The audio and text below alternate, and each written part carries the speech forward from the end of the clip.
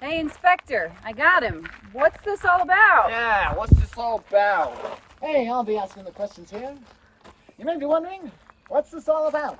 Well, I'll tell you. You see, it was bugging me since the beginning. Clyde had just a small hole at the base of the stem.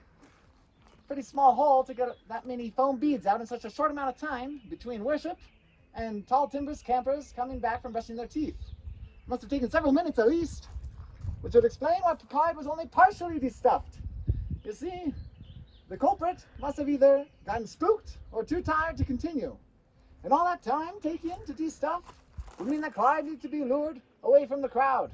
And so you brought him here to the gold mine by asking for his help fixing these area under restoration signs. That's ridiculous. Well, it is an odd request, but somewhat reasonable since everyone knows Clyde has great night vision and would be the best help at fixing signs in the dark.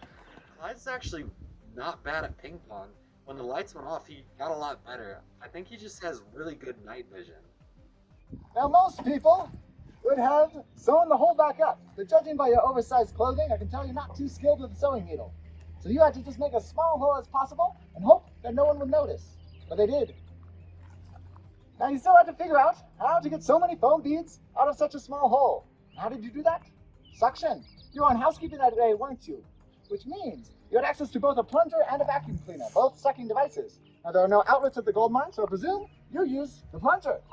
This is all conjecture. You have no proof. And if this is what happened, why me? Anybody has access to a vacuum or a plunger here at camp. Yes, anybody could find a vacuum cleaner, but would anybody find a vacuum? Would anybody do that? No, they would not. I'll tell you why, because they love Clyde. Clyde's a lovable banana, they say. Shame what happened to that, lovable banana. But you don't find bananas so lovable, do you, Chunks?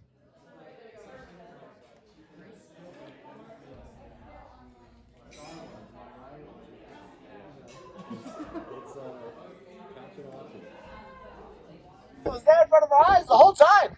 You hate bananas! Alright, fine, I hate bananas.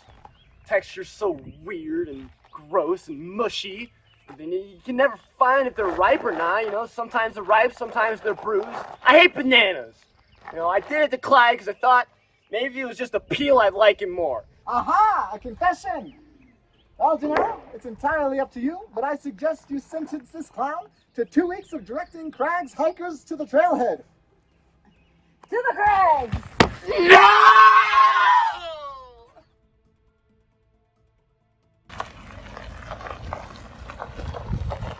Is this the parking lot for the crags?